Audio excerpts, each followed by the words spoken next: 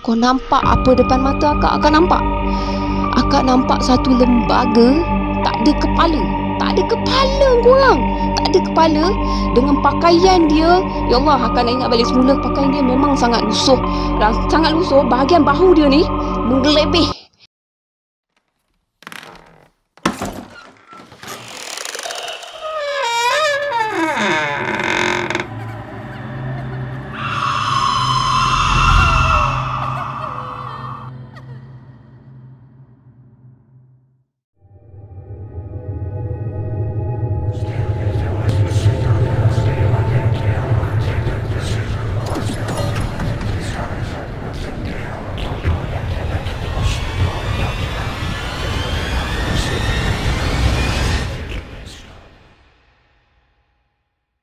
Hai guys, Assalamualaikum semua. Kita jumpa lagi.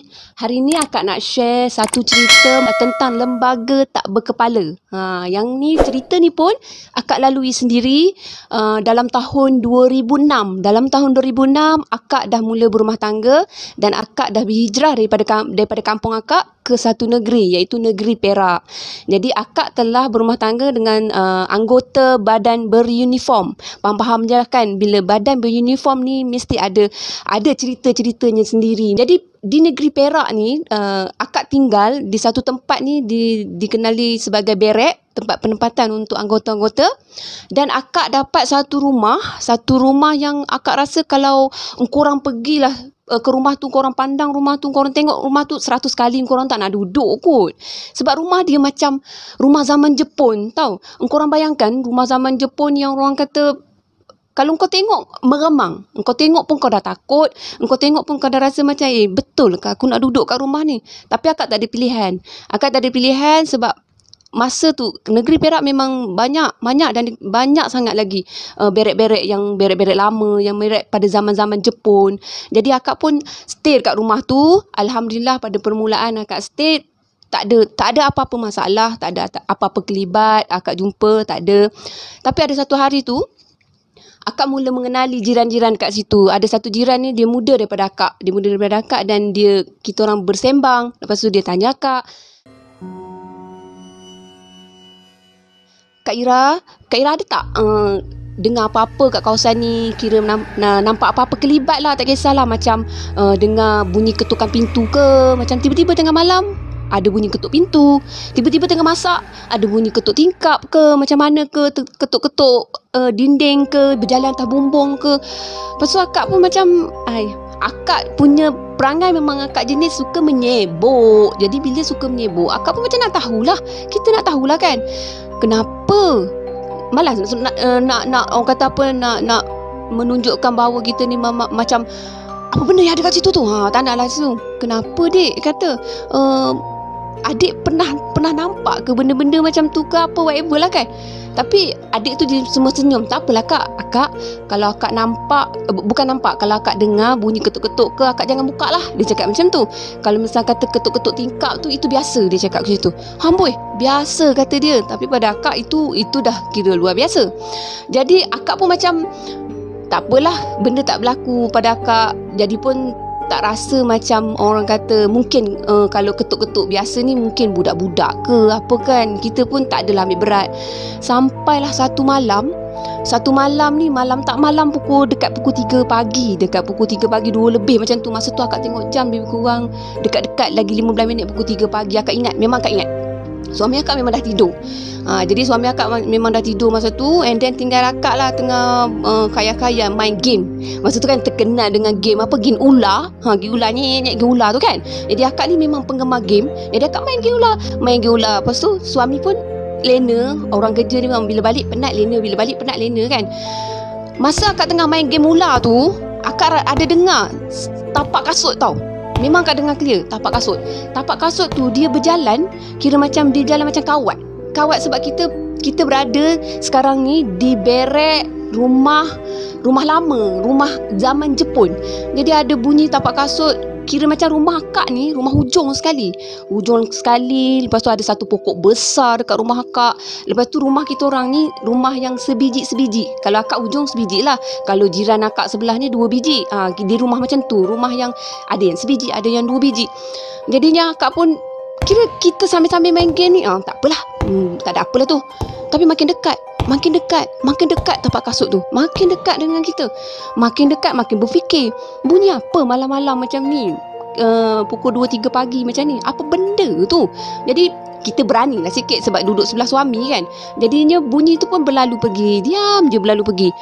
Lepas tu akak sambung main game. Bila sambung main game, tiba-tiba datang lagi bunyi tu, bunyi yang dari jauh, perlahan, kuat, makin kuat. Kita bila duduk sebelah suami, kita ada satu keberanian untuk buka tingkap. Kononnya lah, nak ambil tahu, minah menyebok, buka lah tingkap. Korang bayangkan, bila korang buka tingkap, tingkap tu dia macam tingkap lama, rumah lama. Dia tingkap kayu yang bila kita buka tingkap tu, dia akan ada bunyi tau. Macam tu bunyi dia, bunyi yang akan bunyi sebab dia macam benda orang kata apa, rumah lama sangat-sangat. Akak buka, akak tak nampak apa. Memang akak tak nampak apa. Tapi akak dengan orang kata apa, dengan senang hati lah, tak ada apalah. Apa depan mata akak nampak? Akak nampak satu lembaga tak ada kepala korang. Tak ada kepala, dengan pakaian dia, ya Allah, akak nak ingat balik semula, pakaian dia memang sangat lusuh. Bahagian bahu dia ni menggelebih, menampakkan macam orang kata apa, daging yang membusuk tau, dan bau lembaga tu, satu bau yang akak, kalau akak ingat balik, dia bau yang memang tak boleh nak tahan lama dengan bau tu. Tapi akak tak tahu, masa tu akak dah orang kata apa, terkejut. Akak menjerit sekuat hati sampai jiran sebelah pun dengar. Akak kejutkan suami akak. Suami akak terkejut, tergamam. Suami akak tanya akak, kenapa ni? Koklah akak sakit ke, terjatuh ke, apa ke? Akak menjerit bagi tahu, hantu tak ada kepala bang, hantu tak ada kepala, tolong. Akak punya teriakan tolong tu, jiran sebelah sana, semua dengar. Tolong abang, tak ada kepala. Apa yang tak ada kepala? Suami akak cakap, apa yang tak ada kepala? Hantu. Kita macam ketakutan yang teramat sangat. Jiran datang, lepas tu jiran pun ketuk pintu. Kenapa ni? Jadi suami pun kata tak tahu. Lepas tu dia orang pun macam orang kata apa, bukan sejukkan dia, macam mana, tenangkan dia. Menjadi macam bila akak dah tenang apa semua, akak cakap akak penat, akak nak tidur. Akak cakap, dia orang cakap tak apa, bagi dia tidur dulu. Akak pun tidur.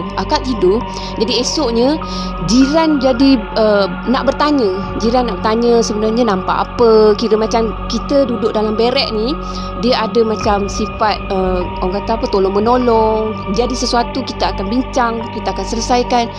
Dia kira bersatu padu lah. Jadinya jiran ni kita berkumpul, kita tanya nampak apa. Lepas tu bila akak cakap, akak ceritalah apa yang akak nampak. Akak cerita balik kat diorang. Rupa-rupanya diorang cakap, kalau duduk kat sini ada bunyi yang macam pelik-pelik. Kalau ada bunyi orang berkawat, itu biasa. Jangan buka tingkap. Buat tak tahu, jangan buka tingkap. Macam ni lah jadinya. Bila akak nak ambil tahu, akak buka tingkap. Bila akak buka tingkap, benda tu dia akan pergi kepada orang yang penakut, orang yang memang nak kenal dengan dia. Dia akan pergi. Orang baru dekat situ, memang jiran akak cakap orang baru tu terutamanya memang disuka sangat. Jadinya salah seorang daripada jiran akak ni, dia menjelaskan bahawa kami ni berada, rumah kami ni, mana rumah berek kami ni berada di tapak tentera Jepun dibunuh. Dan di situ jugalah tentera Jepun tu membuat latihan. Sebab tu akak dengar bunyi macam tapak kasut berkawat. Lepas tu akak bunyi macam apa kata, bunyi macam orang berjalan, dia berkawat. Dia memang akan, jiran akak cakap, dia memang akan berkawat. Dan penghuni baru atau penghuni lama pun dah biasa, dia memang akan berpusing dan berkawat.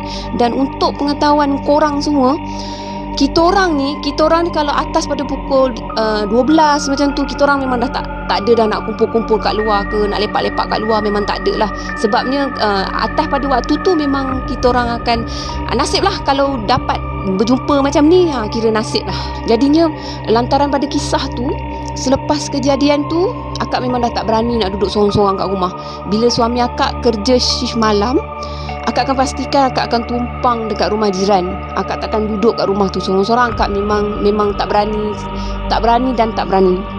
Jadinya takkan kita nak stay rumah jiran lama-lama apa semua. Jadi bila mak akak dekat kampung tahu perihal ni, tahu pasal ni, jadi mak akak pun cakap, tak apalah, mak datang teman akak. Mak datang teman akak, tersilap akak dalam 10 hari mak teman akak. Jadinya akak sangkakan yang perkara-perkara pelik takkan berlaku dah.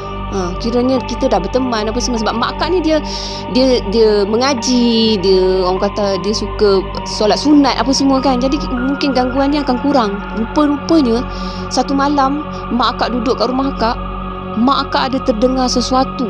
Dengar sesuatu yang memang akak pun dengar. Mak akak tanya macam ni, ada dengar bunyi apa tak? Bunyi apa-apa tak? Akak cakap, ada mak.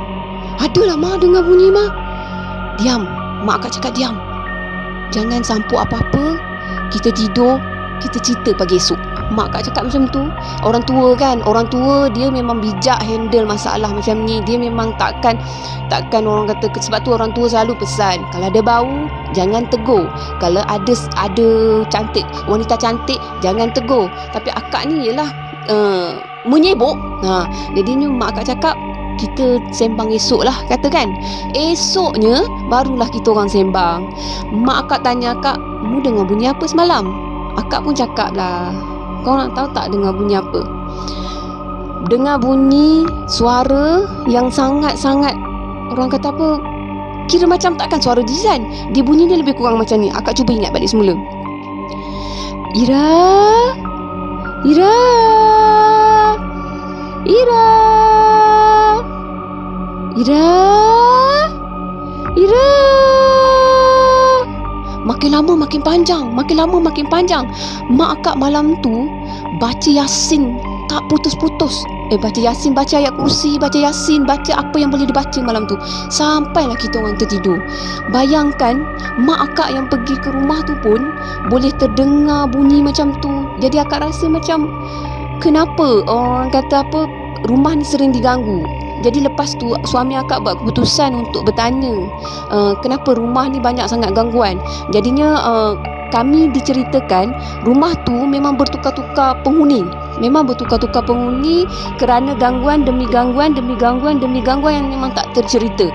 Tapi yang akak tahu, penghuni sebelum ni mengalami penyakit misteri selepas tinggal di rumah tu tak berapa lama pun. Tak berapa lama pun akak tu tinggal kat rumah tu, akak tu mengalami penyakit misteri. Akak tu jadi macam tak boleh jumpa orang. Akak tu jadi macam orang kata apa, macam nak marah-marah orang, macam menjerit-jerit macam tu. Jadinya akak pun tak tinggal lama kat rumah tu. Akak tak tinggal lama rumah tu sebab rumah tu dirobohkan lebih kurang tak sampai setahun akak stay kat situ. Rumah tu dirobohkan dan rumah tu telah didirikan kompleks transport untuk kompleks transport untuk pekerjaan suami akak lah. Jadinya akak masih lagi nak bagi moral yang memang akak pun memang dah jadi orang kata apa, sebati. Sebenarnya bila kita pergi ke tempat baru ni, satu perkara yang kita kena ingat, orang kata jaga mulut lah, senang cakap. Jaga mulut, jaga mata. Kira macam tak perlu tahu benda yang kita tak perlu tahu. Jangan bertanya dan jangan ambil tahu. Jadi setakat ni saja cerita Kak. Akan sambung lagi, akan datang. Jangan lupa like, share, subscribe dan terus follow Kak. Bye.